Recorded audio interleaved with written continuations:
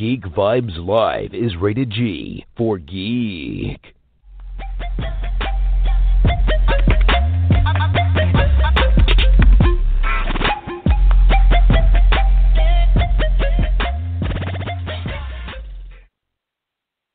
Hello, everyone, and welcome to an awesome episode of Geek Vibes Live Review.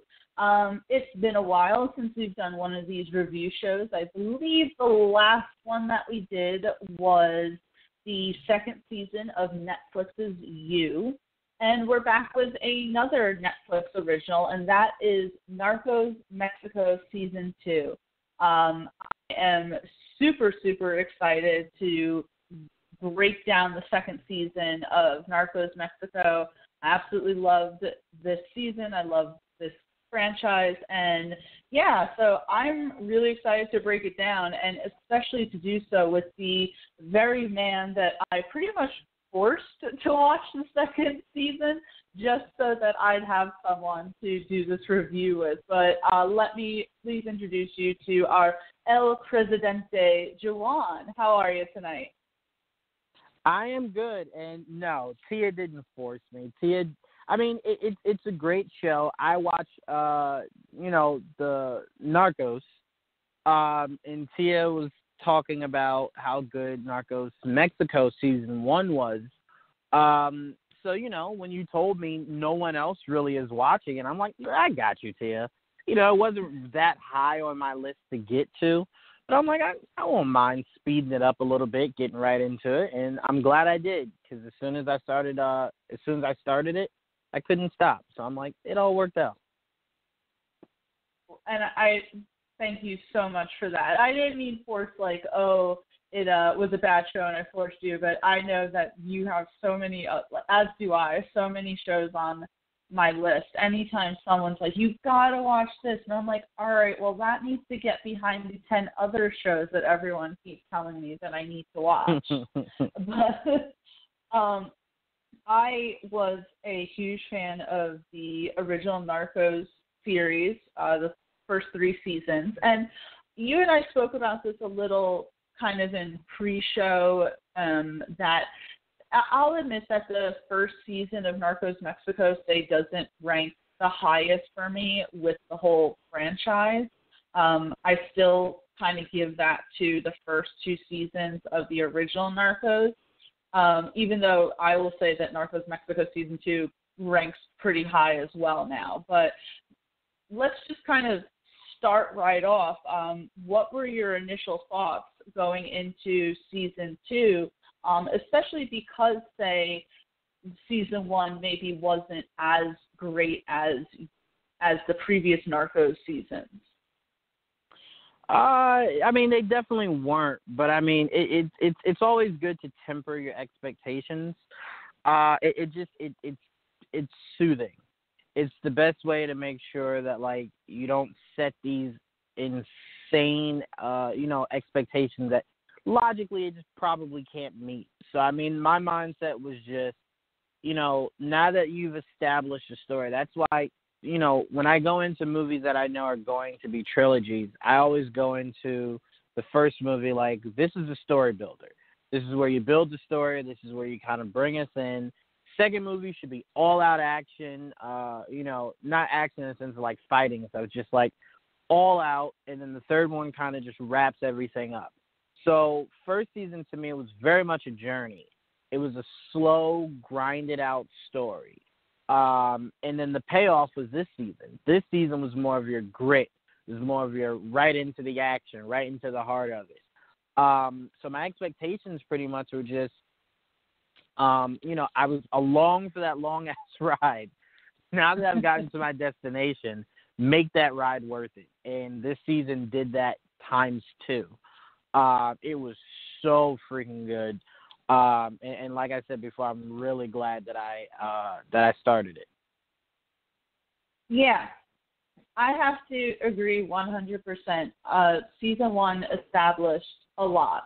we're in a different country now than the previous Narcos. There's all these different players and a story that probably not everyone knows. Like, even if you don't know everything, you kind of knew who Pablo Escobar was. So going into the first 2 seasons of the original Narcos, you kind of have like an idea of what you're getting. But I don't think really anyone who, say, a casual viewer knew who the hell Felix Gallardo was or any of those people, except for maybe El Chapo, because that's very much in our news today. Season 1 set that all up, and as you said, I was in that very long ride wanting the payoff, and Season 2 for me paid off tremendously, because at this point we're at one singular journey here. There's one thing that is a constant, and that is get justice for Kiki, who was a character in the first season, who in real life was captured, tortured, and killed. So Season 2 is all about the revenge mission against the people who were responsible for that. And I loved it. I thought that it was great from beginning to end, but I know that you kind of mentioned this just before, but before we go any further, and I guess I should say, spoiler alert for everyone out there, but what were your general thoughts and feelings for Season 2? That it was, like I said, it was just a really great story. I mean, excuse me. To me, my issue kind of with Season 1 was I'm not the biggest fan of oh God, what's his name? Why can't I think of his name now? Played Luis in Ant-Man. Michael Pena. Yes, Michael Pena. I'm not the biggest fan of his acting. Like, I think the best acting he's done in his career is End of Watch. But I'm also biased because I don't think I've seen that many Michael Pena movies. He's been in everything, practically, I feel like. Yeah, no, I mean, you think about it, it's like his name's probably attached to a lot of stuff. I've just never really been blown away by Michael Pena. Well, until End of Watch. I thought End of Watch also should have been an Oscar-nominated movie. But anyway, this season definitely kind of drives you into it. Like, it invests you in a way that you haven't really been invested since the original Narcos season. Even that, I thought Season 2 of the original Narcos season was weaker than Season 1 was. I thought Season 1 was just so breathtaking. And then I got to Season 2 and I'm kind of like, because to me, these missions, what makes them so strong is its supporting cast. So you got, Joel actually brought this up when we were talking about Narcos Mexico last night. This is very much a villain's verse. Like how we know the MCU to be a hero verse, this is very much a villain's verse. It's pretty much the who's who of drug lords. And it's just so much fun seeing the teams be assembled to try to take these guys down. And how they're able to flirt with, you know, the realism of everything. They give you the disclaimer at the beginning. We Hollywooded some things up, but a lot of this is historically accurate. One thing I told Joel that we both couldn't stop laughing about is how pretty they keep trying to make these actors look compared to how they actually look. Yes. How the actually drug lords look. Like, you look at Diego Luna and you're like, that's a beautiful man. And then they show you what the guy actually looked like. You're like, oh, that guy should be very, very excited that they got Diego Luna to play him. You know, it's not often you get a beautiful doppelganger or a beautiful actor to play you. Usually they try to go historically accurate so they get someone that looks exactly like you. Diego Luna looks nothing like that guy. Like, so much so, it was almost hard for me once they showed what he looked like for me to believe that Diego Luna was playing that guy. Like, no. He couldn't have been him. Like, who is he really playing? Like, that guy's horrible looking. But no, yeah. It was a fun season. Scoot McNairy needs more. I don't want to see him in another comedy.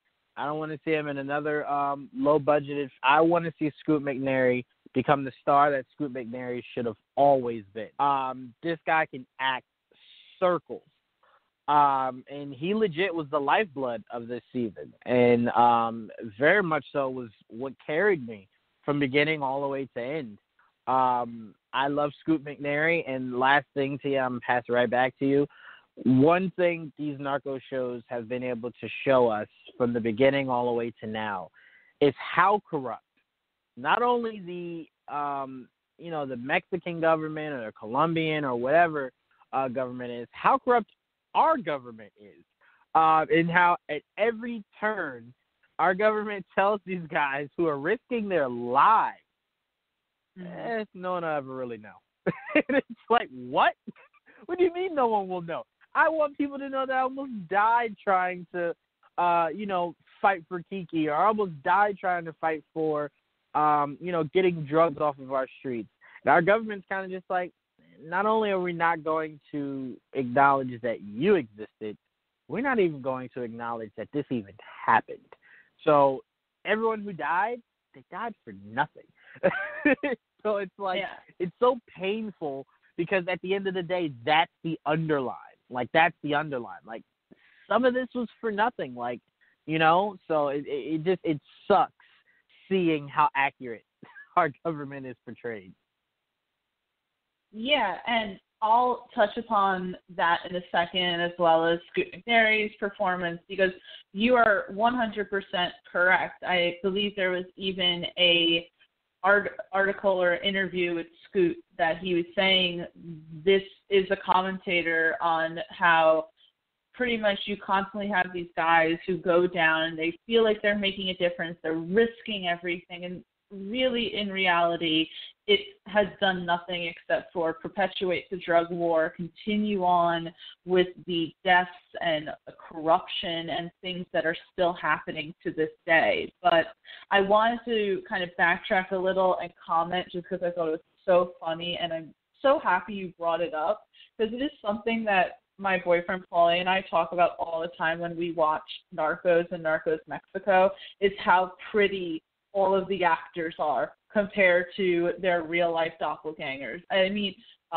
the guy who played Rafa, with his, very, handsome looks nothing like the real guy. And, as you said, or even the Tijuanan cartels, the Areno field, and I'm sorry, everyone, please forgive my pronunciation because I am awful, but Ramon and oh my God, who is the brother in that group?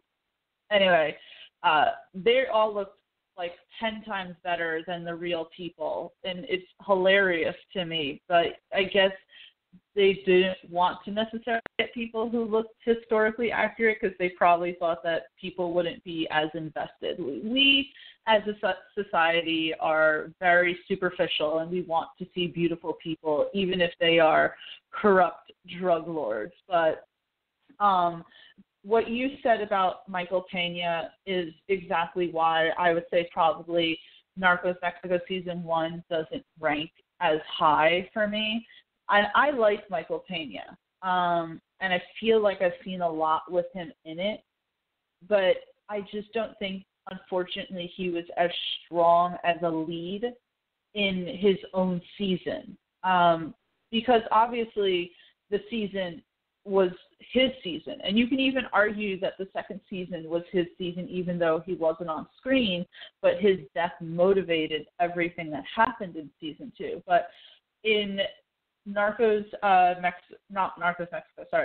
first 2 Narcos, it's narrated by Boyd Holbrook, and it's starring Boyd Holbrook and Pedro Pascal. Now, both Boyd Holbrook and Pedro Pascal are playing real-life people, real-life DEA agent Steve Murphy, real-life DEA agent Javier Pena. And then the third season of Narcos is narrated by Pedro Pascal and focusing on him. The first season of Narcos Mexico did star Michael Pena, but was narrated who we found out was Scoot McNairy's character. Now, Scoot McNairy's character is now at the forefront of season 2, and he is playing DEA agent Walt Breslin. And what's interesting about this that I'm getting to is that Walt Breslin never existed. There was never a person in real life called Walt Breslin. What he is a composite character that they made up because they spoke to a lot of agents who were involved in Operation Leenda, which is the operation to seek revenge against Kiki's killers. And for whatever reason, either they couldn't pinpoint one person exactly, they didn't want to maybe use identities or anything, they decided to go with a new character. And it gave them a lot of freedom to really build on this character and what drove him and why he really was so invested. So for me, and as you just said, Scoot McNairy is an excellent actor, and I don't want to see him in any more comedies. I'm tired of him in these little, indie movies. He needs to start getting the recognition that he deserves.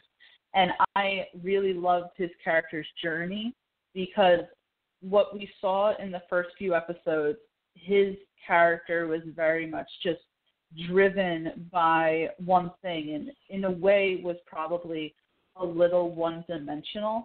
And then about, I want to say, episode 4, we find out more about Walt. We find out what happened with his brother. We find out the type of person that he is, that he is the type of guy that if he says he's going to do something, he does it. So what were your overall thoughts on Walt Breslin for Narcos Mexico Season 2? It's, how much, because I don't know how many more times I can say, how much I love Scoot McNairy. I'll just echo what I said before. I mean, Walt made the entire season. He made it enjoyable. He made it emotional. He made it compelling. I don't like to say action-packed because I don't want someone to hear this and think this is John Wick meets Narcos. No, but action-packed in the sense of what you'd expect a show about taking down drug dealers to be. So as action-packed as you would expect it to be is exactly what it was. And, I loved every second of it. There were moments where I was like, damn, I know this is about Felix, but show Scoot more. Show Walt a little bit more. Go ahead. Well, I was just going to say, it's funny you say action-packed because previously to the season coming out, all of the descriptions of Walt were he's a bare-knuckles detective who's kind of worn out from his life and he is willing to do whatever. He doesn't play by the rules. And we certainly saw that, say, in the first few episodes. I mean, he literally cut off that one dude's finger. I want to say he probably cut off 2 of the guy's fingers. But then, and so that's what I was expecting. But then they added all these different layers to his character. I'll tell you right now, I know I'm probably skipping ahead a little, but that scene with Walt up on the rooftop talking to Pablo Acosta was such a window of Walt's character, and it was so well done. And I wasn't expecting that. I was expecting to see him completely disgusted with every single one of the drug lords, but there he is in this one scene having the most down-to-earth, just honest and normal conversation with a guy who is a drug lord, even though he despises Felix and has one foot out the door. He's still in that life, and there's Walt just kind of really respecting him.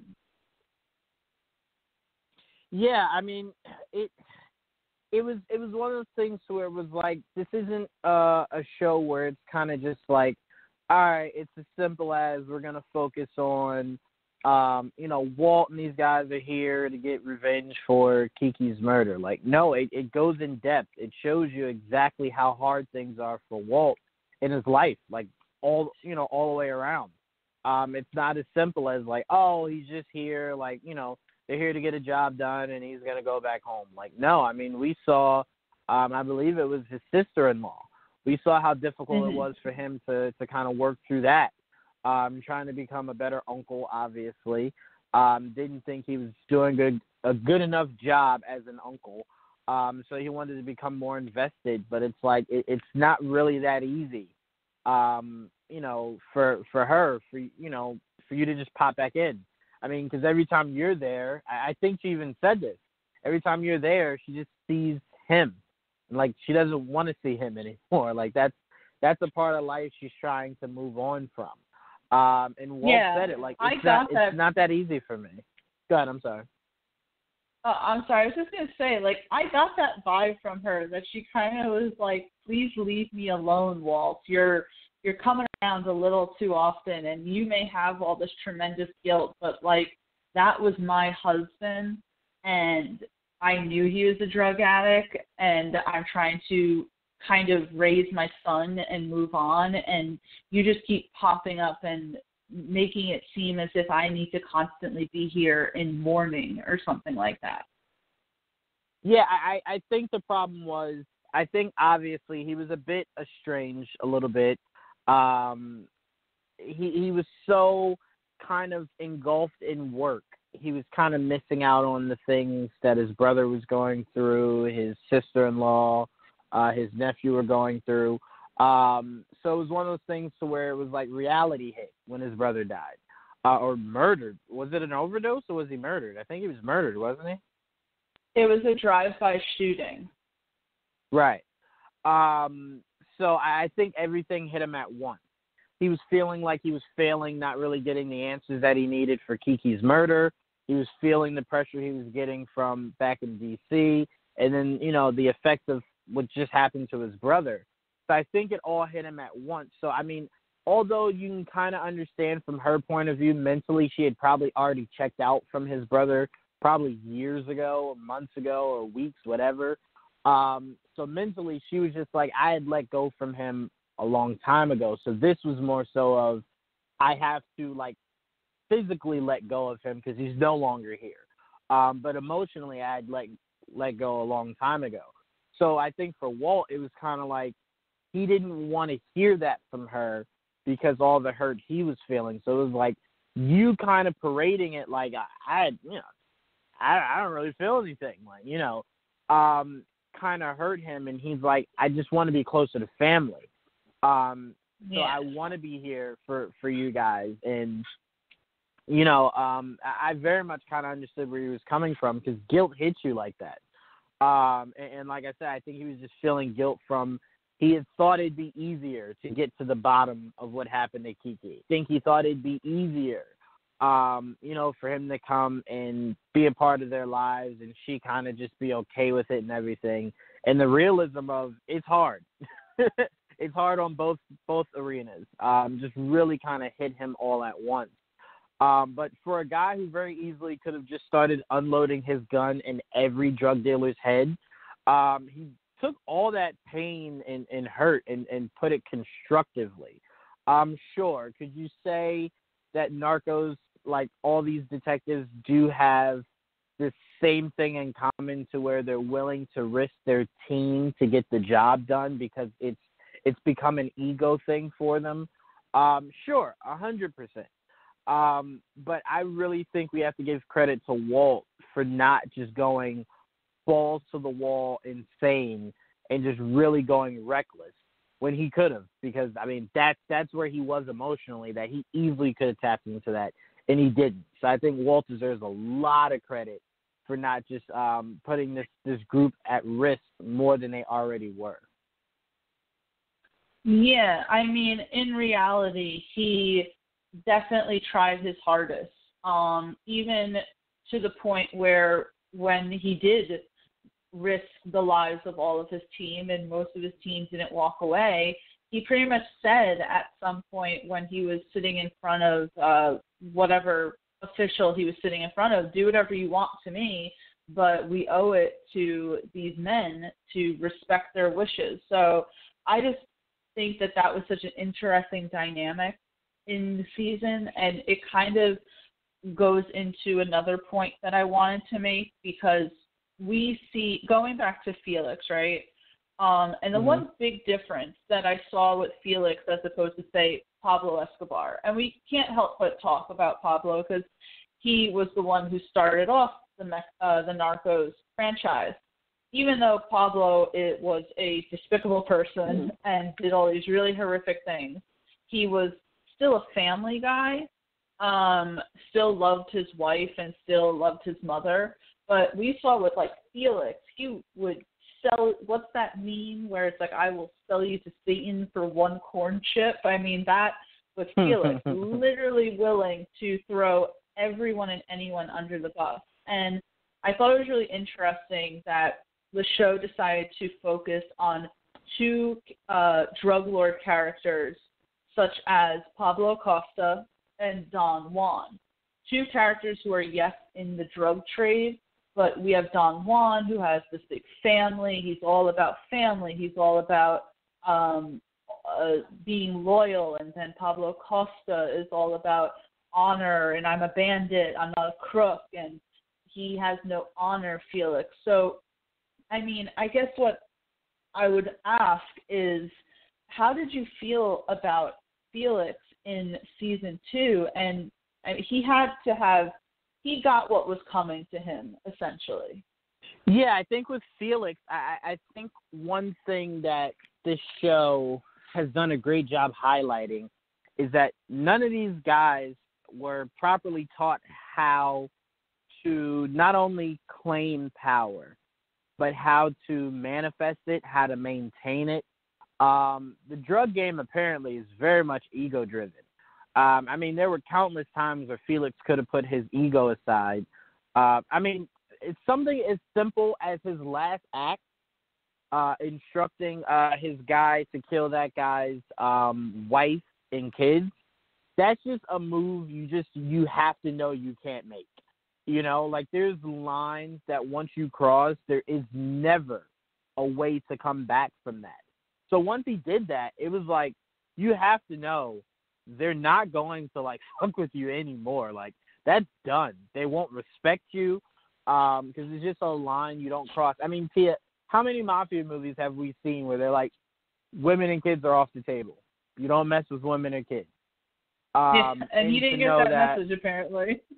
No, apparently not. You know, like, to me, I've never been in the drug game or any of this. I mean, just watching movies. No. I mean, I have. No, but, you know, from watching, you know, all these mafia movies, you always know, like, women and kids off the table. Like, come on, morally, it's just, like, you don't go there. And then to see how comfortable Narcos is going there, it's like, oh, no, I don't think you guys get it. Like, that's where the line is crossed. And it's, you know, it's warfare now. So, I mean, Felix 100% put himself in the exact situation he ended up being in, because it was avoidable. It was avoidable. Like, when he kept saying, release Kiki. That's like, if you're going to be that guy, you go, you untie him, you push him out, and you say, hey, it's his word against ours. He has to prove, you know, that we're doing what we're doing. I don't believe he could do it, you know? And you release Kiki, and you tell everyone, hey, you don't like it? So what? I made the decision. I'm sticking with it. And if you did release him, none of this heat would be here. Like, eventually this heat would get to you because, you know, you're not going to be selling drugs in the United States and not find out. But it wouldn't have been as severe as it was. I mean, because Felix was battling a battle on two fronts, trying to maintain power and respect and trying to keep damn DEA off of his back. So I think it was one of those things where it's like, did he get what he deserved? Sure, yeah. But this was definitely less of a Pablo situation and more of a Felix easily could have shifted the balance of power if he had not let ego just drive him pretty much into a prison cell.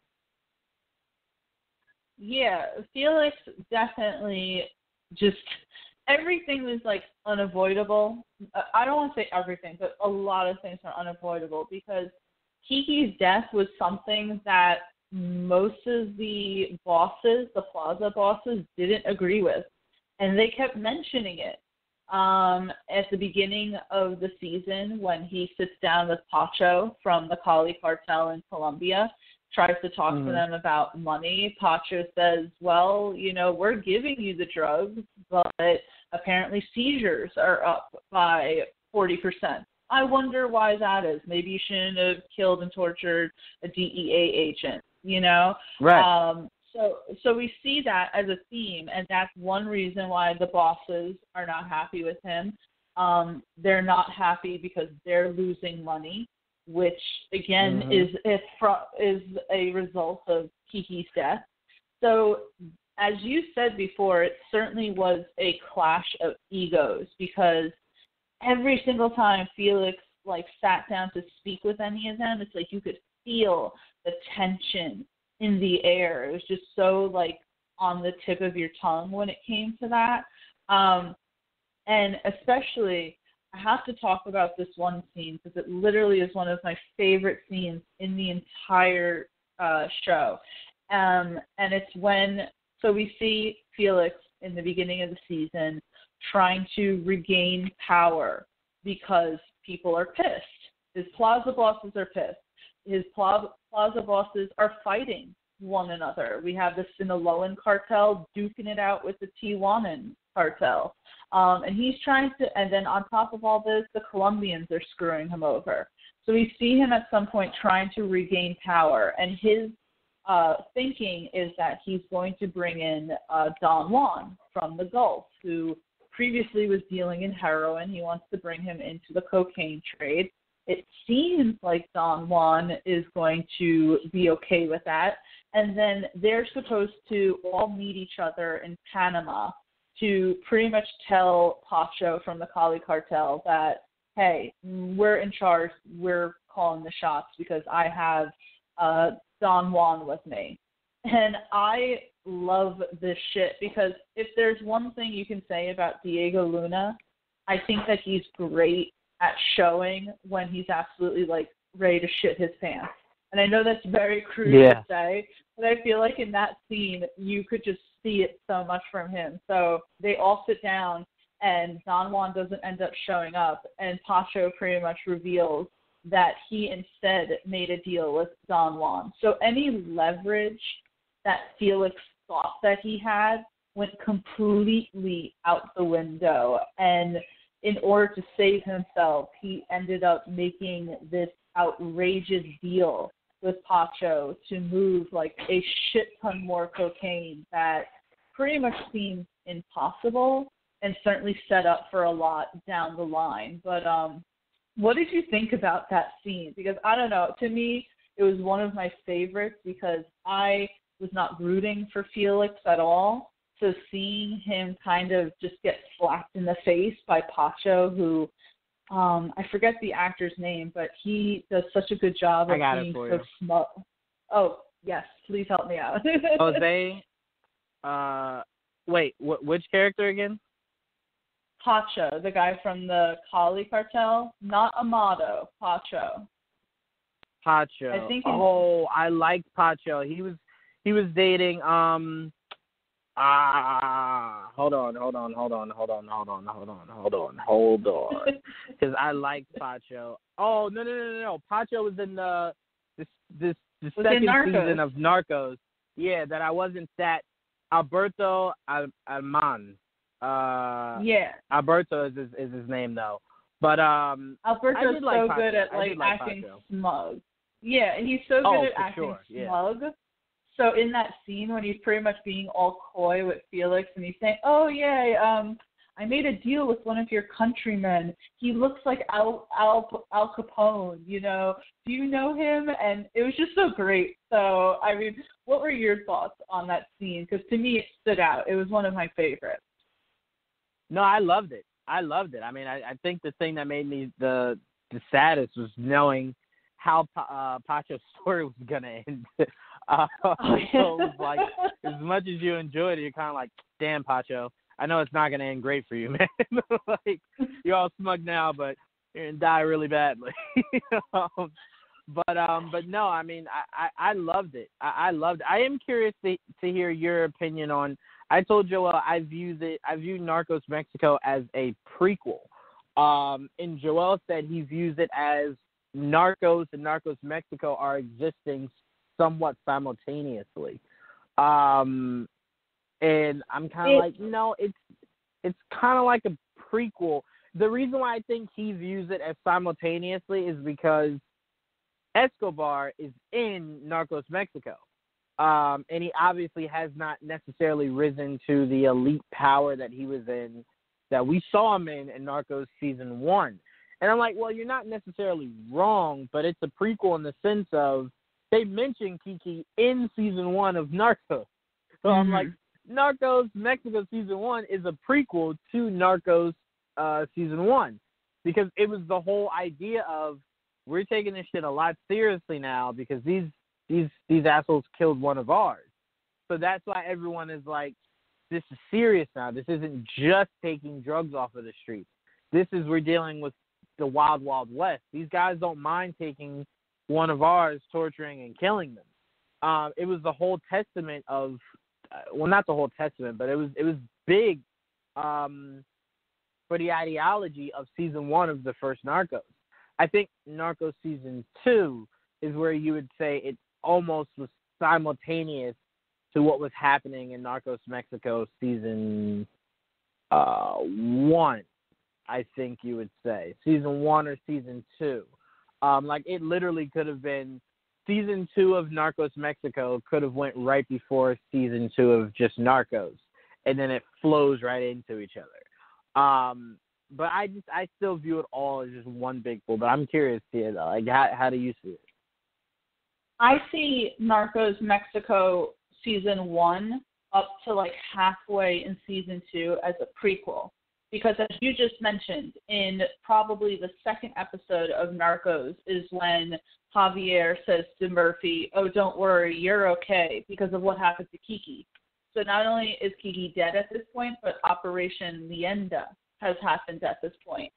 But when season 2 ends, it's in 1989, and at that point, all that shit was happening with Pablo, because I believe Season 2 of Narcos was like something, I think 1989 to say 1993, because that's when Pablo was killed. So I see it as Season 1 of Mexico up to like halfway in Season 2 is when that becomes a prequel.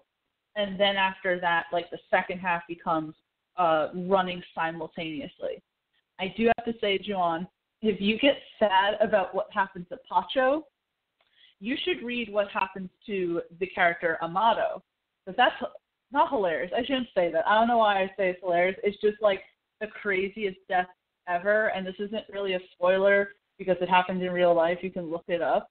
But Amado, the one who flies the plane, in real life, he died undergoing facial plastic surgery to change his look to escape the police. So that happens to that guy eventually down the road. Yeah, that's serendipity. Well, you would assume that's what they would get into in the next season. And I'm like, I mean, if you're Netflix, I kind of feel like this is tricky, because usually I would feel like there's only so much you could do with a show like this.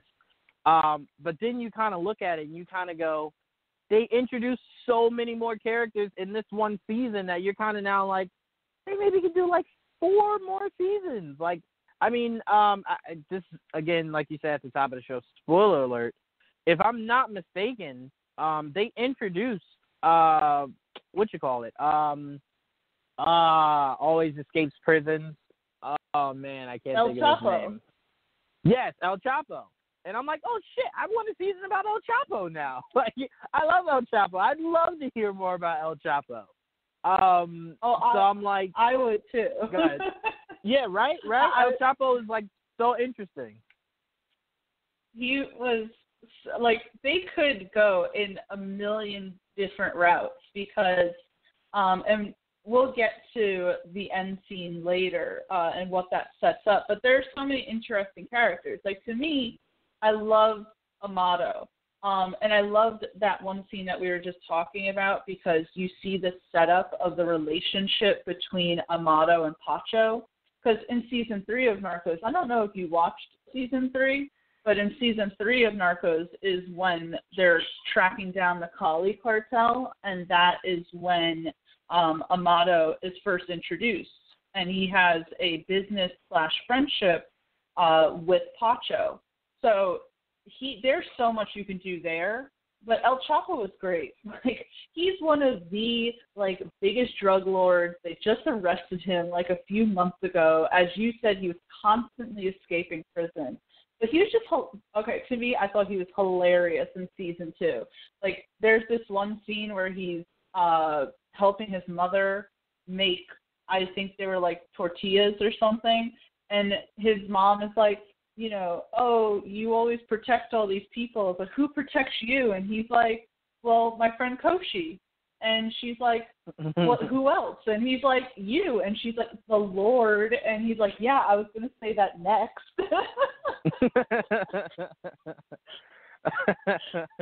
No, this show, you think it's as simple as oh, they're drug dealers. It has heart, it has grit, it has humor. It has everything you'd expect it to have. And I would even say I would love to I don't think this show would ever do it. I would love for this show to take it back to the States because I would love a series about Frank Lucas. I don't know if you've ever seen American Gangster. I'd say Denzel's greatest movie he's ever done. Russell Crowe's greatest movie he's ever done because of their ranges in that. But cocaine, that whole American Gangster movie was about the popular, it was about popularizing cocaine in America. So I'm like, all right, cocaine is very heavy in Narcos. What happens once, it's not effective there and it becomes effective here? Would that be a spin-off series that they go into about the effect of it coming here? Because I tell you, we know there's at least 1 billion different drug lords here that they could cover once they run out of guys doing the Narcos show.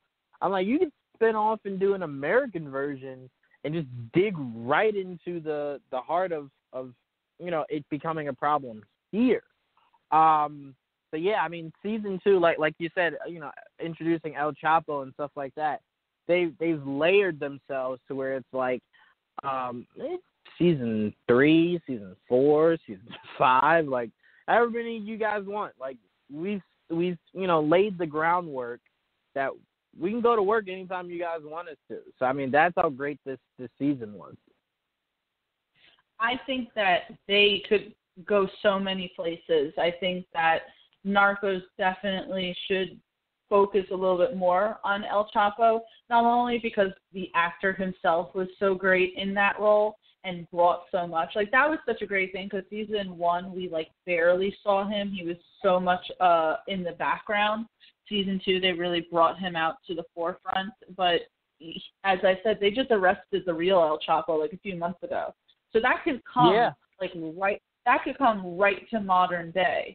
You could, as I said, I don't know why, I just really loved the character Amato. There was so much to him that you could go into that because, and then, so you have all these different cartel members, but they could do anything, Joanne. As you said, they could bring it to the States.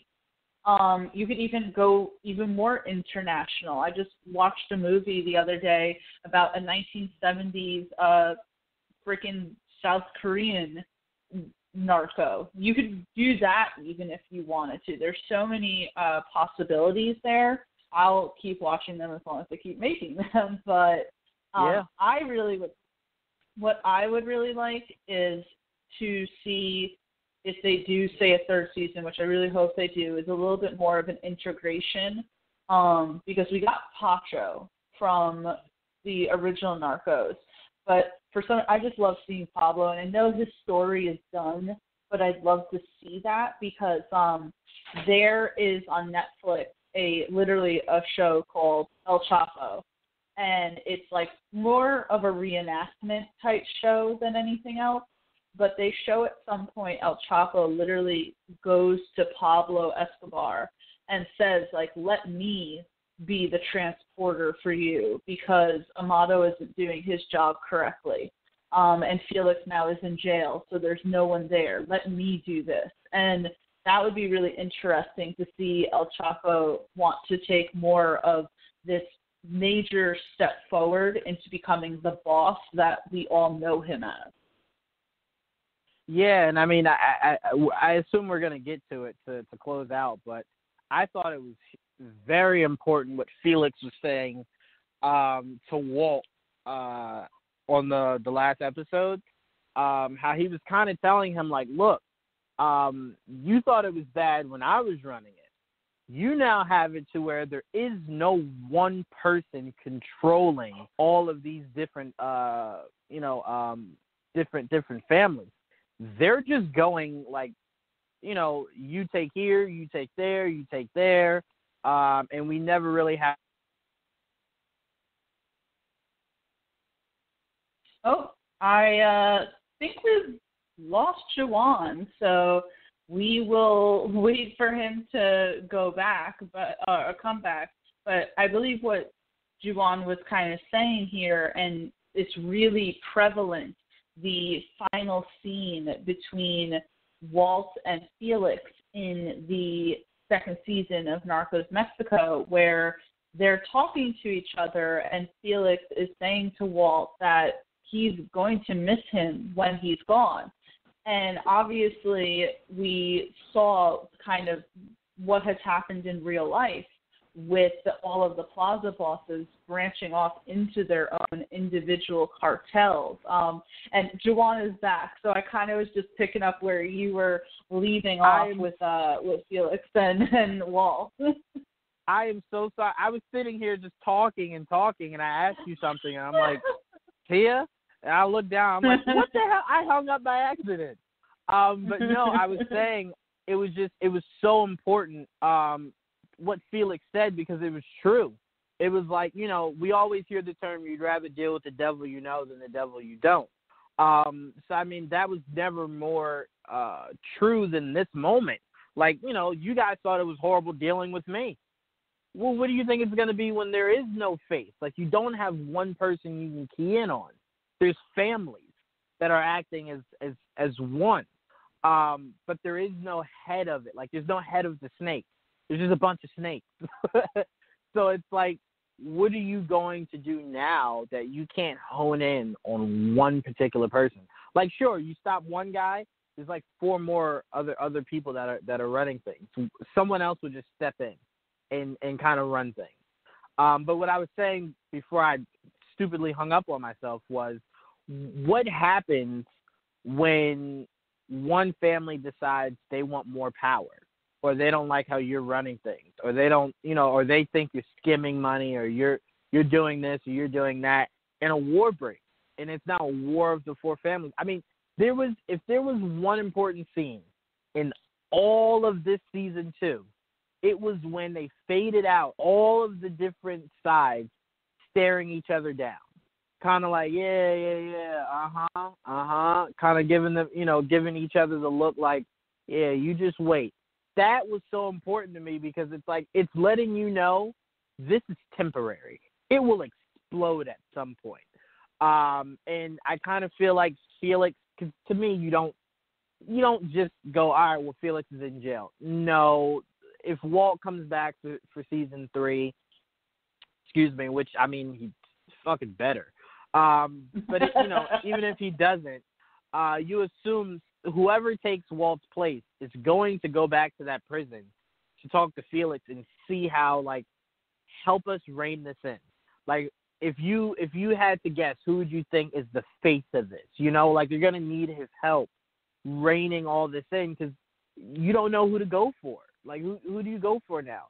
It was easy when it was El Chapo. I mean, not El Chapo, I'm sorry. It was easy when it was Pablo Escobar, because it was Pablo Escobar. It was easy when it was Felix, because it was Felix. You need a face. And I think now the way that they're running it, so they avoid the DEA being able to hone in on one person, and once that one person's gone, it shuts everything down. This way, we can keep going. One person goes, we replace them, and we just keep going and going and going. Yeah, and that scene was fantastic because I think in that sense it truly showed how intelligent Felix is, because and obviously they're writing this show, so it's in modern day. We obviously saw what happened, but in the context of the show, Felix is able to predict everything that is going to happen. And in real life, the feud doesn't stop with, say, El Chapo and Benjamin and Ramon. You know how we already saw a little bit of their feud, and then they go, oh, well, we're okay now, right? Shake hands. But in real life, they are continuously trying to kill each other. I'm telling you, like that one show, El Chapo on Netflix, I mean, there was like a massive shootout not too long after that at an airport between El Chapo and the two brothers, where like a very well-known cardinal was killed in the crossfire. So, I mean, that feud continues on, and that's so interesting where that, where it leads to. I will say that there was, like, say, an interview, and I think that the executive producer pretty much said that, Felix's story is closed. The book is closed on that. But he did say that he would love to have Scoot McNairy back, and there was a separate interview where Scoot McNairy said he would love to be back. So I'm just saying, let's make this happen. But yeah, I mean, it's as simple as that. If you're Scoot, don't start filming anything so nothing gets in your way, because nothing else is important, and you make sure you're available to do season 3. I mean, it's that simple. It's that simple. The executive producer should just tell him, like, hey, just don't do anything until you get our phone call saying that we're going to do a 3rd season. That's how simple it is. But yeah. I'm glad that you brought up the end scene, because it was so masterfully crafted, seeing the two people who were the heads of this season finally able to, like, have this really intense conversation. That's something that we say never got with, say, Pablo Escobar and Steve Murphy or Javier Pena, but we got it with them. But that scene is it's the result of the scene that happened, say, halfway, I think, in that episode, and it's the scene where all of the Plaza bosses leave the Federation. And I love that scene because we saw it in season 1. He brings everyone together, and they're all under him. And then in season 2, he brings them all together again to pretty much try to say what's what. But at this point, as you mentioned at the beginning of this show, at this point he has ordered the killing of Hector Palma, his wife and children. And as you said, that's a line you don't cross. And we see, I'm assuming that we saw when everyone found out. Like the one scene where El Chapo like hangs up and he looks so distraught. Amado gets the phone call. Like they all get the phone call. And I'm assuming that the phone call was like Lupita and her kids were just killed. So why, Felix, would you think that that's okay? He's like, oh, they need to fear me. But then we see no one fears you, buddy. They're all leaving. And that was such a great scene, seeing every single one of them individually say, like, I'm out. And because of that scene, he has no protection. And we see that other guy, the Calderoni, the Commandante, who was so crooked. He pissed me off so many times throughout the season. But he was finally able to arrest Felix. And even when Felix was like, oh, there's $5 million, just go get it. And he's like, no, buddy, just get up. We're arresting you. You have no protection now. What did you kind of think with all of that going on? Well, I mean, it's important to go back to his conversation with his wife, ex-wife. She really looked like she was done with him. But that conversation was very important because she was the one that was telling him, why would you do that? And then he was trying to explain to her, like, I need them to fear me. And, I mean, to be fair, he wasn't wrong. I did not feel like through the, kind of the closing out of season 2, they really respected or feared him. I kind of felt like they were kind of like, yo, he's kind of soft. Like, let's do what we want. And there's no better way to reestablish your control than saying, hey, I cross lines to make it clear I'm in control. Only issue of that is once you lose your guys, you lose your guys. There's nothing you can do to get them back. The respect is gone. And I don't think he really realized that. But I think the point, and again, I'm paraphrasing here. This isn't an exact quote. I think the point his wife was trying to make was, what if someone decided to make that point to you and did that to us? Mm-hmm. And it's like, oh, well, it wouldn't happen. It's like, no, but you say that, but I'm pretty sure he said that to her, and then she was murdered along with their kids. And by the way, that's the worst way for someone to see that their wife and kids are dead. He threw them off of the bridge into the water. I didn't even know if he killed them before he did that. So it's like once you do that, there is no coming back from that. Like there is no, all right, you guys like still love me now, right? Like no, that's it. But as you were saying, the scene with him getting arrested was important because I loved the line. I actually, like, if this was a play, I would have stood up and started clapping. I loved it when, after he said where the money was, and he said, no, this isn't that. And he kind of goes, oh, so, like, you're really arresting me. It was like, yeah. Like, yeah, this is over. I just loved that moment of clarity where he was like, this is it, man. This is it. I mean, he even said on the way out, give me my cigarettes. Like, no one grabbed them. Like, no one picked them up. Like, no, man, you're not getting no smoke. But I loved it because that's very – no, go ahead. I'm sorry. Just like you loved that line, I loved back at when everyone's leaving the Federation and Amato is sitting there, like, leftover talking to him, and, Felix is like, how long have you been planning to fuck me over? And Amato's like, I was just waiting for the right time. And he goes, you're out, man. And I love that because everyone else is saying, like, I'm out. And he's like, you're out. He's like, you're the one who's screwed now. And he even starts saying, you can try to run, but they're going to catch up with you. Like, no, even this guy who, I want to say in season 1, it seemed like Amato was quite loyal to him. But you essentially got his uncle thrown in jail. And they didn't really talk about it a whole lot, but I feel like that was something that Amato was harboring because, his uncle was Don Neto. And I think that was something that always that Amato carried with him throughout the season. Like, I'm just waiting for the moment to kind of, like, screw you over and throw you under the bus because that's exactly what you did to my uncle. And that was wrong. I don't think anyone would have cared that he did it to Rafa, but I think that certainly it mattered that he did that to Don Neto, if that makes sense.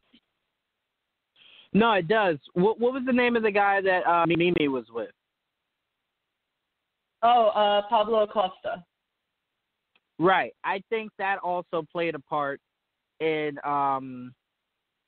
Amato kind of just being done with Felix.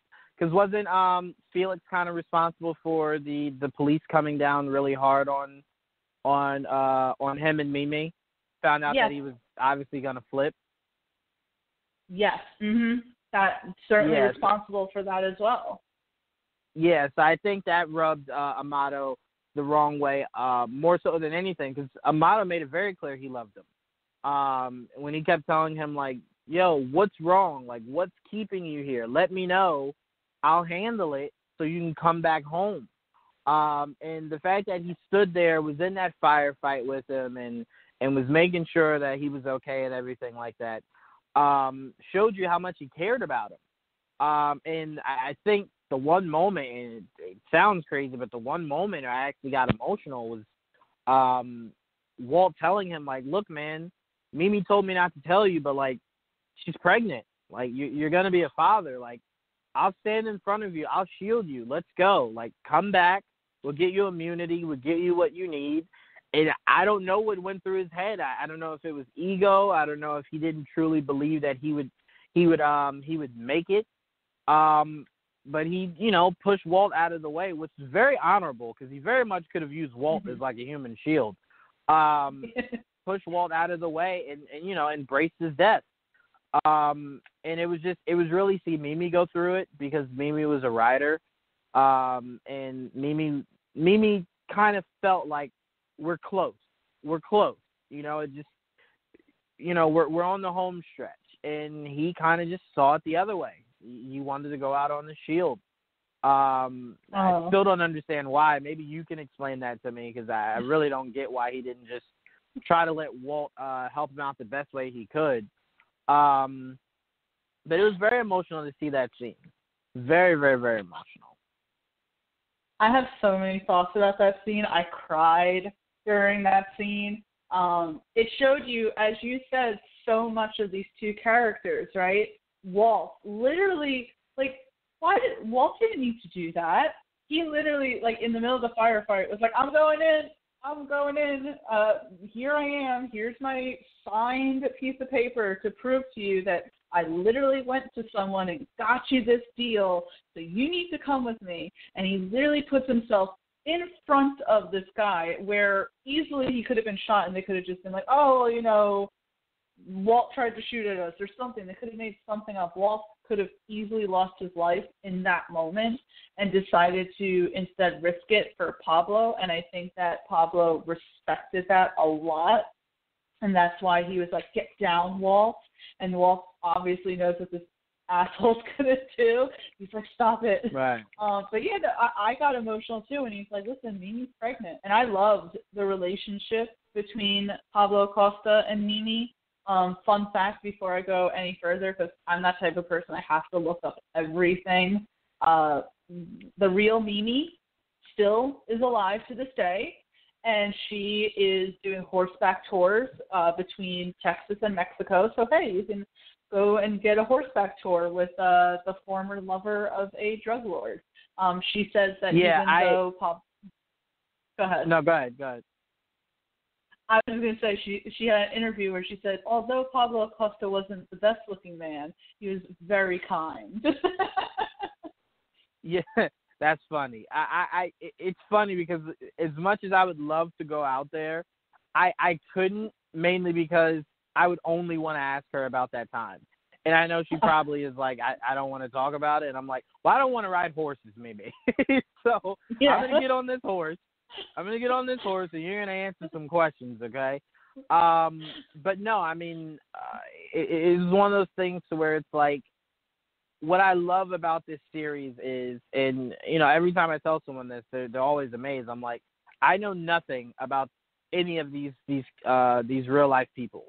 So hearing, they died this way, hearing, they went to prison this way, it is always so shocking to me.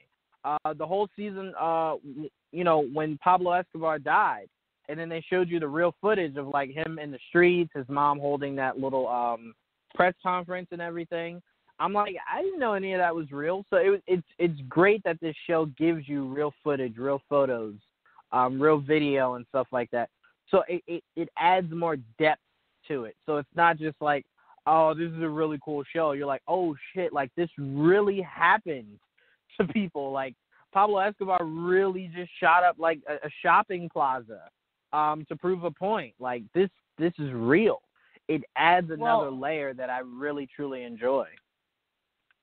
I'll always say, really quick, in the first Narcos season, as someone who's completely ignorant to any of this as well, the scene where the kid, is on the plane and presses the button and blows up the plane, you're like, oh, that's something that they so put in just for dramatic shock value. And it's like, no, that really happens in real life. And it's like, holy shit.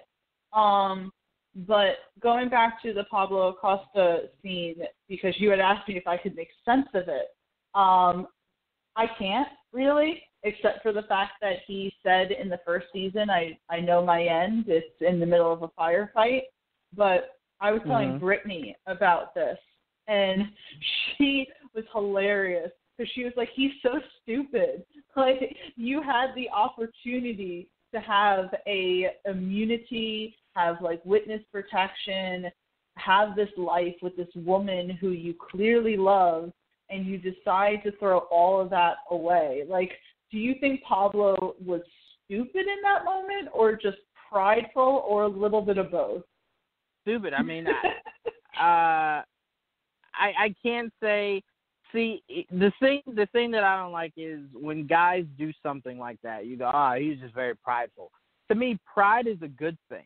Like if you know you're being screwed over at work, right? But like you need the job, so it's like how you're able to take care of your family, and like you speak up against something that's happening that's wrong. Like that to me is prideful. But that's like the purest form of being prideful. Like, sure.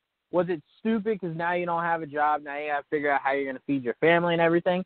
Yeah, but did you just stand up for something that literally no one else was going to, even if it didn't have the effect that you wanted it to? Just voicing it. Maybe someone else will be brave down the line to voice it the same. Like, what he did isn't something I would want someone to see and go, yeah, no, I'm going to do the same thing. Like, no. So it's like saying prideful to me is like, no, that was just stupidity. Like, you had an out. Like, you had a legal out, sure. Could the cartel have hunted you down, killed you, Mimi, and the kid sometime in the future? Possibly. But, I mean, they obviously had so many other things to worry about. I don't really think they would have cared because you were taking down Felix. I don't really think you were taking them down. So once Felix was out of the way, he didn't have anything that was, you know, strong enough to take them down, and he was cool with Amato. So I'm sure Amato would have, you know, said, like, leave him alone. He knows nothing. You know, he only knew enough to take Felix down. Let him go be happy. And we all hate Felix. Right. We all hated Felix, so who cares? You know, so, like, he could have gotten an out. So that's why it was idiotic. Because there was an actual way out for you, and you legit just chose death over your family. Yeah, and I agree because it's not like he didn't know about Mimi's pregnancy. He was literally just told about Mimi's pregnancy. So you had that in your mind as that was going on, that now Mimi is going to be a single parent. And as you said, like, he has this great support system around him. That one final scene where Amato is talking to him and he's just like, let me protect you. Why are you being so stubborn right now? And Pablo's just kind of still watching TV, and he's like, leave, go shut the door behind you. And then he has this town that obviously loves him. And then we see his death, and obviously everyone loves him. And it's like, dude, you had so many people rooting for you. Why did you decide to throw it all away? But it reminds me how in the original Narcos, when Pablo's cousin Gustavo gets captured by Colonel Carrillo, and he's like, I'm a bandit. I'm going to die like this. And I think that's just where Pablo Acosta was. I don't say that it was right because he had so many opportunities to get out of it, but I think that's just where his mindset was. I think it's also important that Mimi stressed to Walt the reason, so anyone listening, in case they missed it, she was saying the reason why she didn't want to tell him is because if he wanted out of this, it had to be something he wanted to do. So I think in that moment, I think it was just him being who he was, which was a stubborn individual who was going to do things the way that he wanted to do things. And he died the way that he lived, which is being stubborn and stupid. So, I mean, it was one of those things to where it was like it was the purest form of him. And it was exactly what Mimi was trying to tell Walt, why she didn't want him to know. Because she didn't want him to live a life of regret. I mean, we've seen that in so many movies, Tia. As many movies as me and you see, we see that all the time. Where, you know, the female character is saying, I don't want him to live a life of regret, like, oh, I had to stop doing this because of her, or because we had a kid on the way or whatever. So they're like, because then all you do is build resentment, and then now you hate me, So she was just kind of saying along the lines of that, like, no, I want him to want to do this because it's just the right thing to do. And if he can't come to that conclusion on his own, then, he has to do what he has to do. And that's how strong Mimi was. Like, that's not easy to do. That's not easy to see someone you love willingly being stupid and you seeing it and just going, well, I got to let him do what he wants to do. Like, that's not easy. No, not at all. And I loved Mimi, absolutely. The daughter of Kevin Bacon, Sosie Bacon. But I want to move on really quick because I want to highlight a scene that we briefly talked about. But I wanted to talk about it because it felt like not only, say, season 2 was about getting revenge for Kiki, but then season 2 at some point after that meeting with Pacho became transporting this huge amount of drugs that, Felix agreed to. And so we see Walt and his team, they're getting information. They find out that Amato is buying up all these planes. They find out that they're going to be transporting all this cocaine. And you think, right, that freaking the DEA is finally going to have a win here, that they're going to be taking down and it's going to be bad and all of that. And they get there and they're all gung-ho. And for me, as soon as one of the guys picked up one of the cocaine bundles and he was like, this is heavy. And you knew something was like up with that. Like, why is he complaining about how heavy it is? And as soon as he's like, this isn't cocaine, and they get ambushed. He like loses everyone in that moment, Walt. It's like just him and his friend Sal that get out of it. But like everyone else gets annihilated. I was on the edge of my seat. I was like, my heart was racing, and I really thought Walt was going to die in that moment. I had to accept it. I was like, all right, here's another role that Scoot McNairy dies in, so there's no possibility of him coming back, and I'm just going to have to deal with he's going to die in this moment. But that scene was so intense to me. There felt like there was so much on the line there.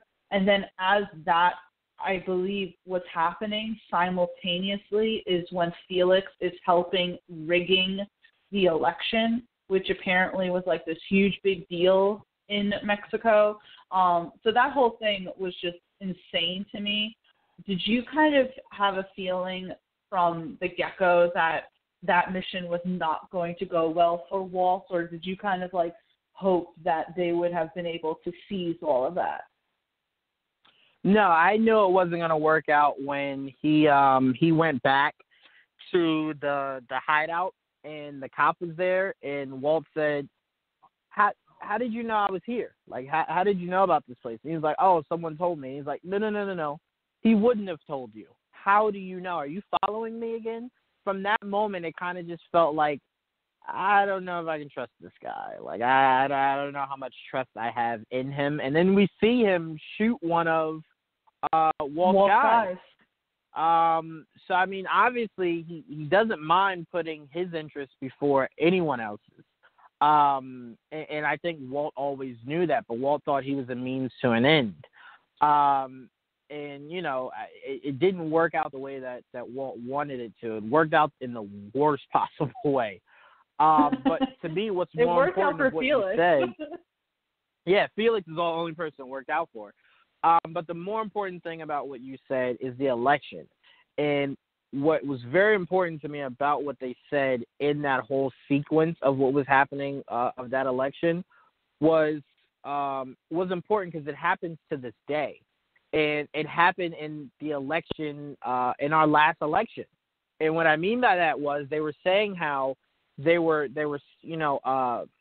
making it so people who didn't vote thought, oh, it doesn't make sense for me to vote now because, like, clearly he's going to win. So, like, that's at least, 50 to 100 people, you could say maybe per state that are saying, or per city or whatever that are saying, well, I'm not going to vote because, they're showing me right here he's about to win. Little do they know, no, that's not the case. Like, go vote. Like, go vote. And I think so many of us were saying, there's no way a guy is going from NBC to the White House. And I think we let too much of, he's not going to win. And then people were just like, I don't need to vote. There's no way this guy's going to win. And then, no, it happened. But it's very important that we pay attention to that because it happens in your local elections. It happens in your global elections to where you feel suppressed. You kind of feel like you're not being heard.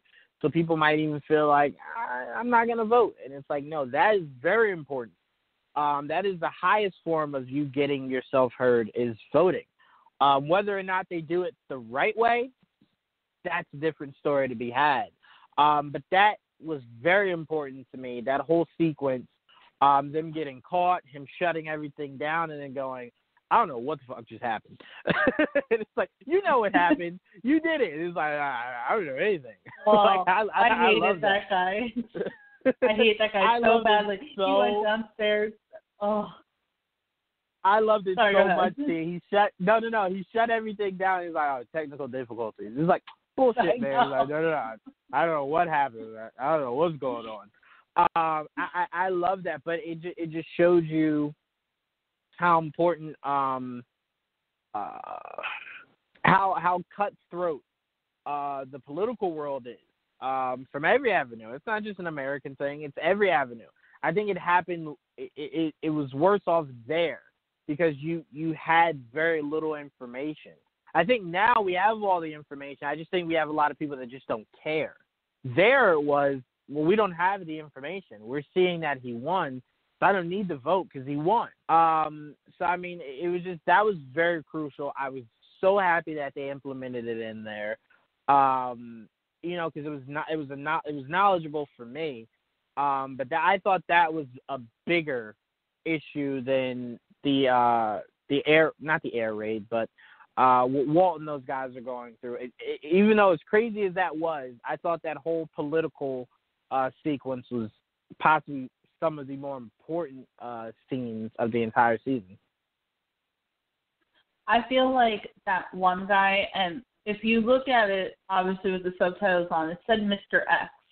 And I don't know if you noticed this, but a few times in the season they bleeped out the guy's name. So clearly, like, it's so intense that they can't even say it on the show. But that guy, like, I feel like he blew himself up because he kept going over to the tech dude and he's like, hey, show me the numbers. Hey, do this. And I'm like, if I were in that room, I would find it suspicious why you, a member of the opposition party, are hovering over the tech guy who's responsible for showing the numbers. I'm like, maybe if you hadn't done that, you wouldn't have blew your spot up. Yeah, no, very good point. Very, very, very good point. But that's what I'm saying. That's how important that was. Yeah, and as you said, this is something that we saw in our election. And this season did its due diligence to say, like, hey, we're not just putting this on, say, the Mexican government. This is something that we do. And I know that I'm, like, ping-ponging back and forth here, but it's the same thing, like, in the beginning of the series where Walt explains that, well, who showed them how to torture? We did. We showed them how to torture. Yeah. We've been transporting guns to different countries. Like, this is stuff that we do. It is not all on these other governments. We fucked up too and continue fucking up. So, as you said, that election scene was very poignant to show and showed how, like, as I keep saying, that Diego Luna really was able to really show panic in his character, because I felt the panic for him when it was like everything is going to mess up, everything is going to be ruined, and you could feel that in that moment. That was a very intense scene. No, I'm completely with you. That's why I love that more than anything, really, because how important that was socially. Yeah, it was incredibly important socially. Just it's amazing, like how much the government at the time was influenced by Felix. But as Felix had said, say earlier in the season, if he took his money out of the banks, he'd essentially bankrupt the freaking country. Yeah. Yep. But whatchamacallit it? What was I gonna say? I just was looking at whatever you were sending me, but apparently my computer wants to be super slow. But whatchamacallit it? Before we kind of go into, like, say, our final thoughts for the season and everything, I wanted to talk really quickly about one final scene towards the end. That was one of my favorite, and it's such a small scene. But it was Hector Palma getting revenge on Felix's guy for killing his family. And just to let you know, going back to that, the guy shot the wife in the head, but I don't know if he shot the kids before he threw them off the bridge. Yeah, that's what I'm saying. I don't know. I don't think he did. I mean, I think what it was trying to showcase us was he just threw him off the bridge. Oof, that was so bad. But how did you feel about that final scene when Hector and El Chapo were walking into the shoe store? Because I had to watch that scene a few times, and Paulie kind of like laughed at me because I thought that girl was literally just buying shoes, and then she decided to steal the shoes herself. And Paulie's like, no, she was the distraction. I'm like, oh. Right. I was like, I just thought she just wanted some shoes. Yeah, no, I mean, I will tell you, like, usually Hollywood has, like, those tropes that you kind of just like, all right, well, that's not all men. But no, there's never a time where a woman is not a perfect distraction for a guy. There will never be a time in American history that will not work. So I'm like, no. That's what I thought when I first saw it. I'm like, yeah, no, that was the setup. That was 100% the setup. That's actually how a lot of these guys set you up. You know, most of these guys that love control, that love power, women go right with it. It's one of their, you know, their loves because they think they can control it. So what better way to use you than one of your things that you're addicted to? So I completely thought that when I first saw it, but when I saw that scene, I'm kind of like, yeah, man, you had to know this was coming. I was more so shocked that they, not that they killed him in public, because if one thing I've learned about Narcos is that nothing happens in shadows. They do not mind kidnapping, murdering, whatever, right in broad daylight. They don't mind it. And, like, no one ever says anything. Like, when Walton had that shootout in episode 1 when they kidnapped the guy, I'm like, literally no one opened their window and was like, I'm going to call the cops. Like, there's a lot of shots happening. Like, it was just like, no, this is every day, man. No, this is every day. But, yeah, I was shocked that they killed him so mercifully. I thought he would have wanted to maybe drag it out, torture him a little bit, you know. I was like, oh, bat to the head? Oh, that's better than I would have. I mean, you threw my kids off a bridge? Nah. More has to come to that. Like, it can't just be a simple bat to the head. I'm sorry. It can't be that simple. So that's what I took from it. I was just shocked it was that simple. They were just like, nope, bat to the head. I feel good. I feel better. I was watching this with Paulie, and he was pointing out, how does that guy just stand still and let it happen? I'm like, well, what was he going to do? Try to run? They all have guns. Oh, no. They would have done No. I think if you ran, it would have been worse. It would have been worse if you ran. He knew it was just, what was he going to do at that point? I mean, even if he had a gun, I'm going to die. Pretty much was his mindset. Whether I die standing here, whether I die running, dying is on the menu tonight. Like, there is no substitute. There's nothing else. So I think he kind of was.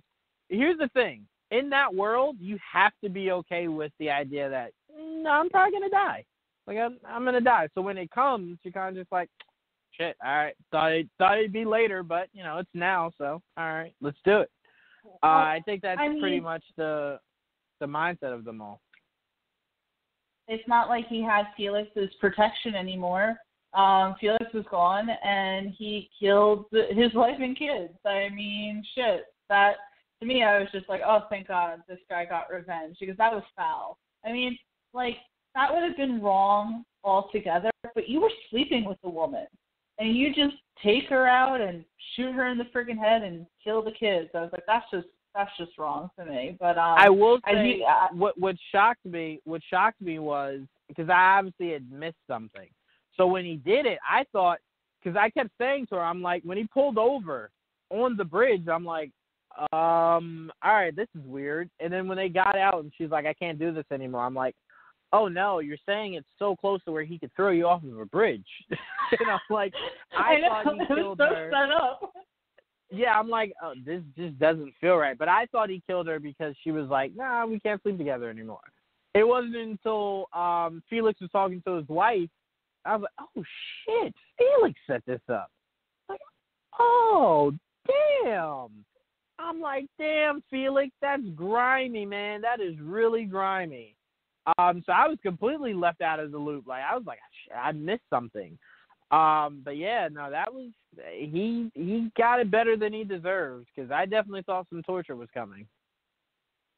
I mean, he would have definitely deserved it for doing what he did.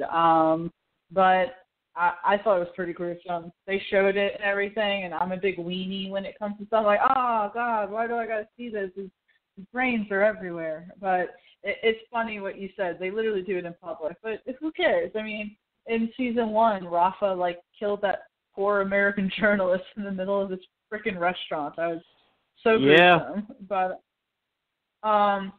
so, Juwan, as we have gone through season 2, we've talked a lot of different things, and I could probably talk on for days and days and days and days and days. That's just who I am. But looking back on this season, I just have a few questions. Who would you say was your favorite character? Walt. Yeah, Walt 100%. I have to agree 100%. I mean, I was super excited from the get-go, which is so funny. I have to tell you this. When the first season of Narcos Mexico came out, which was in 2018, and I was watching it back then, but at that point, Scoot McNairy was not on my radar. I had watched things with him in it, just not realizing it. And so when he's doing the narration, and it's obviously not Michael Pena, I looked up and they were like, oh, this is who he is. I'm like, I don't even know who this guy is. Who is he? Then obviously I got more into this actor and seeing how absolutely fantastic he was. But I was excited from the get-go. From like the very end of Narcos Mexico season 1, I was like, oh, Walt's coming in and it's going to be great. And I thought he did a phenomenal job in season 2. His character was so compelling. I feel like probably one of the best fleshed out main characters in the whole Narcos franchise. And I was a huge fan of Boyd Holbrook's Steve Murphy and Pedro Pascal Javier Pena. But I think Walt was really fleshed out well. And I would love to see more of him and where he goes. Just because I feel like my man needs a little bit of a break. He needs a little bit of like some happiness in his life. I don't know if he's ever going to get it, but hopefully he does. But also I would say like secondary characters is probably, as I said, Amato and El Chapo. El Chapo was great. Like, I can't lie and say that I didn't love him completely. Oh, and did you see, by the way, Juwan, there was that little scene of our man, Matt Lesher, at the end of season 2. Yeah, nice little end credit scene. Yeah, for sure. Yeah, I did check that out. I was super that lets happy you know. about that. I think that lets you know 100% that they have. Well, they're hoping Walt comes back, because I believe that'll be the new team. It'll be Matt Lesher's character, Walt, and then whatever team that they assemble. Yeah, and I was going to ask first of all, where do you think they would go with season 3, and what would you like to see in season 3? Well, I mean, you kind of stomped on my heart with it, but I would definitely love to see more Felix, even from behind bars, because I just feel like there's still some, like, he could be that guy, kind of like, you know, egging you on, like, you know, I'll help you, but here's my conditions and blah blah blah. But I get it. I get what you said completely. I get it. His chapter's done. It's over. He probably dies in prison or gets murdered or whatever. I want to see them take on these families. I want to see once they figure out, because now that Walt has this information, who the hell does he take it to? You know? Because, I mean, you can't just say, hey, it's these 4 families, we got to stop them. Well, what are they doing? Well, I think they're going to start selling drugs. Like, what do you say? So, I mean, I'm just more interested in seeing, is there a face that we'll see come out of this that will be the face of next season? Will it be El Chapo? You know, like, there's just so many ways you can go. I don't know what they're going to do, but I'm just excited for whatever they do end up doing. Yeah, and I certainly hope that it does get renewed for a 3rd season. I'll let you know that the real Felix is still alive today. Still in prison, but still alive. So wow. Yes, some of them are. Don Neto is still alive, and Rafa apparently is in the wind. So who knows where he is? But I think more so what I was reading, that the executive producer of Narcos Mexico was saying that Diego Luna is going to be filming the Disney Plus show, the Cassian show, and I think that he was thinking that probably that would interfere in any sort of filming that they would do, say, for season 3. So I think it was more so on that. But I love your ideas there. Like, even if we see him once, where Walt is kind of in the middle of an investigation, he doesn't know where to go, he just doesn't have the resources that he had, and going to him and he's like, all right, you know, talk to me. Because I believe for a little while, at least, that Felix was still trying to operate a business while in prison. So it certainly could pop up there. For season 3, for myself, I would definitely like to see it focus on El Chapo. We saw that I think that this character can be brought a little more to the forefront and can hold his own. There's so many interesting things there, especially kind of like, I hate to say this, but like humanizing him a little, like with his mother and everything. I think that we could see that, and that would be an interesting concept. Seeing the feud between him and the Benjamin and Ramon, I think would be really great to kind of see that come to fruition. And of course, I'm going to be selfish here, and I would love to see El Chapo actually go to Pablo Escobar, just because I loved Wagner Moura's portrayal of Pablo. But yeah, please, like, throw Walt back in there. I don't care how you need to spin the story. I would love to see that. And I'm just going to be like a little selfish here, and the little like former fan fiction writer in me is going to want that they like bring back Boyd Holbrook or Pedro Pascal just for like a scene where like the 3 of them are just kind of trading notes, like, oh, maybe we should work together, because literally the Colombian drug traffickers are moving through the Mexican drug traffickers. Like, there needs to be more of... Go ahead. No, I was just going to say, it's for Joel yesterday when we were waiting in the drive-thru. I was saying I would kind of love it if they built, like, a heroes universe for Narcos, like where Pedro's character, Walt, Matt Lesher's character, like they're working together. But when you see Pedro Pascal's character, he doesn't give any inclination that he's worked on anything besides those 2 high-profile cases that he worked on. But I mean, it also doesn't mean that he didn't. I mean, he wouldn't really need to talk about it, really. But I'd freaking love that. And like hearing you say that gets me even more excited. Because I'm not the only one that wants this heroes verse for Narcos. Because Because as you said, it's so much of a villain's universe, which is great, but we never see really the heroes working together. And I would love that, like just seeing them all, because to me it makes sense. You have literally the Colombians working through the Mexicans, just build up your resources. And they could do it because, as we just said, Walt is a made-up character, and season 3 of Narcos was completely fabricated. Not the Cali cartel, but the real Javier Pena was never involved in taking down the Cali cartel. Again, I did a lot of research. The real Steve Murphy and the real Javier Pena packed up their bags as soon as Pablo Escobar was dead and went right back to America. So having Pedro in the 3rd season take down the Cali cartel was completely made up. So you did that, you can do this. So that's just how I feel about it. I'm with you. I love it. Our little heroes first. They just need to hire us as their writers, and they do really good. I'm just telling you. But Juwan, before we kind of wrap everything up, is there anything else that you wanted to talk about? Anything else that you wanted to point out, or do you feel like we just did like an awesome job with this? No, I think we freaking killed it, Tia. I don't think there's really anything else we need to break down. I'm trying to think, was there anything else that really stood out to me at all?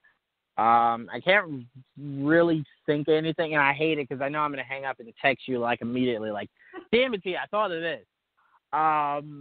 But no, trying to think, I can't think of anything really. We did a great job breaking this down. I think we got people that saw it excited. We got people that didn't see it. Maybe hopefully will go and see it. I do know this, Tia. Maybe I might team up with you again to do Altered Carbon Season 2. I've been liking what I've been seeing so far. Yeah, and that's the thing is that I only just started the season. I really didn't have time before the podcast to kind of watch it, but I am super pumped about that. Thank God some of my favorite Netflix shows have been coming back because it was getting really boring for me for a while. I'm telling you, ever since they canceled all of the Marvel shows, my TV viewing pleasures have gone down tremendously. So with Narcos Mexico coming back and Altered Carbon now back, I'm super happy, and I hope that we do get to come back and do an Altered Carbon Season 2 review. But Juwan, what would you like to plug for everyone? I know that you and Joelle just did another Facebook Live, Much to Do About Nothing. Did I get that correct? Yes, you did. Make sure you guys follow us on Facebook and check out our all-new episode of Much to Do About Nothing. We had a very fun episode. We went super long. People were listening, then people weren't listening. So, you just got to love what you do. But make sure you guys go check that out. We had a lot of fun. We covered a lot of different stuff. And, make sure you guys stay tuned for Geek Vibes Live in Top 10.